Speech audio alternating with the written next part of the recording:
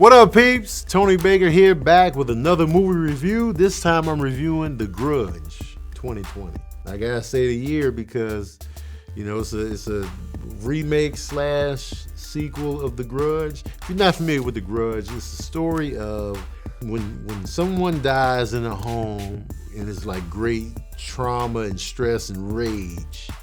That spirit lives in the house, and whoever comes into the house will be haunted by this rage until they, either go crazy or get killed by the rage themselves. So that's essentially what The Grudge is about. Somebody gets murdered violently in this house, the spirit remains, it's called The Grudge, and when you come into the house, now that grudge is on you. That's pretty jacked up. You didn't have nothing to do with nothing. You just coming in the house like, hey guys, and then on you.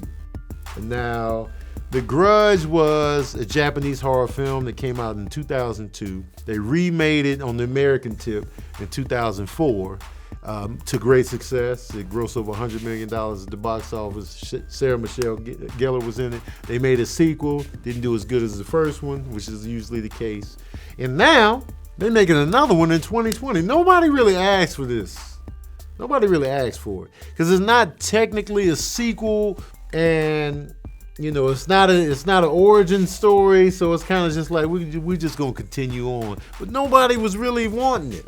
Like I didn't feel like we had to go back here with The Grudge. I just didn't feel it. Like, and you can usually tell, like if people faded out on part 2, guess what?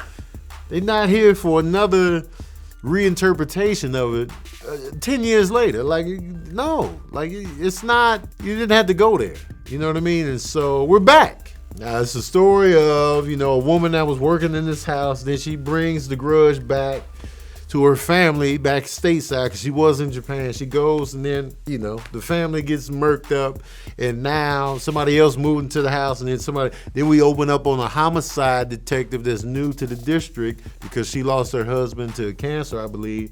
And now, she's trying to, get her life back going. So she's a homicide detective.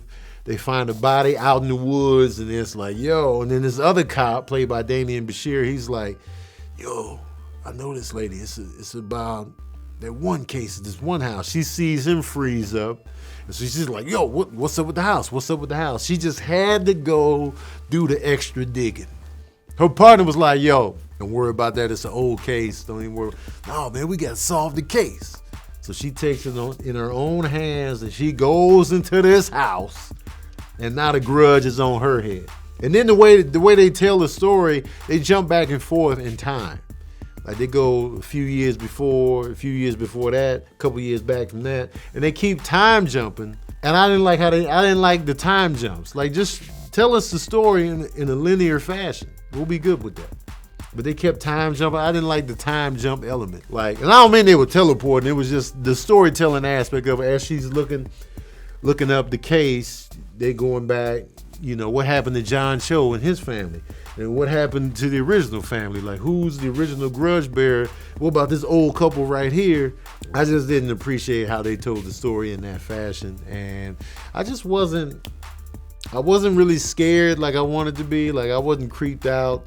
Because I feel like the original Grudge, it was simpler. Like, you had the ghost kid that looked super creepy. Then you had the main ghost of the girl that would crawl around and make that noise. The Grudge freaked me out, man. Like, the original Japanese version and the remake, I was freaked out. I was like, yo. Because then I would be at home by myself thinking about the visuals of her crawling down the steps and making that noise. And it was super creepy. And I feel like we lost that creepy factor in this one. I wasn't creeped out at all. It was one moment where I was like, oh. But that was it. One oh, and that was it. Everything was dry. The detectives was like, I don't go in the house. And extra gritty with how he was talking, smoking a cigarette. I just don't.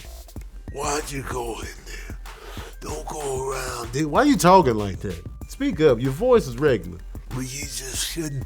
You dug around too much and now you're going crazy. Like, all right, man, we get it. And it didn't really explain solidly how the grudge works. Does the grudge kill you itself, or does it make you kill other people, maybe yourself? how do the mechanics of the Grudge actually work? Is it just gonna come and kill you, or is it gonna make you do wild shit to your family? Like it was uneven in that tone, and I didn't appreciate it, man. Forget all that. Y'all want to know the smooth jazz review of the Grudge 2020 edition. Well, here it is. Oh yeah, I'm giving the Grudge 1.5 saxophones out of 5. It was just unnecessary, man. I was sitting there, I was just like, all right, it didn't serve its purpose. I got a grudge against that. How about that? When you go see a movie you really didn't like in the movie theater and the people leave pissed off, and then when you come back in that movie theater, now you about to get hit with the pissed off ghost. How about that? All right, peeps, that's my review of the Grudge 2020 edition. Let me know what you thought of the movie in the comment section below. Did you like the original Grudge, and did you like the 2004 remake? I liked them both. The sequel to the Grudge was like, we didn't need it. But those two right there, creepy as hell. Let me know what you thought. And if you haven't seen the Grudge, check out the one from 2002 and the one from 2004. And let me know what you thought in the comment section below. Don't forget to like, share, and subscribe. And as usual, we out here.